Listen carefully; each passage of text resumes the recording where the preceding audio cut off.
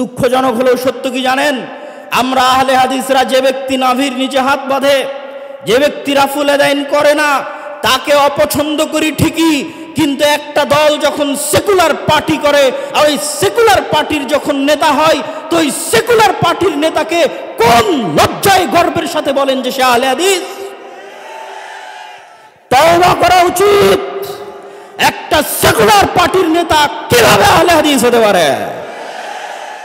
আজকে আহলে হাদিসদের হীনম্মন্য মনোভাবের সবচেয়ে বড় প্রমাণ হচ্ছে কোথায় কোন ছাত্র নেতা কোথায় কে আন্দোলন করলো, তারা সেকুলার, তারা লালেনবাদ, অথচ আহলে হাদিস আলেম গর্ব করে বলে যে তারা উমুক আহলে হাদিসের উমুক। নাউজুবিল্লাহি মিন যালিক। আহলে হাদিসদের এই হীনম্মন্য মনোভাব থেকে বেরিয়ে আসতে হবে।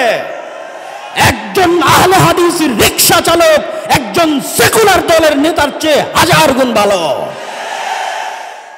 একজন আহলে হাদিস মুচি এবং মজুরি একজন ন্যাশনালিস্ট দলের সেকুলার দলের নেতার চাইতে, ছাত্র আন্দোলনের নেতার চাইতে লক্ষ কোটি গুণে ভালো।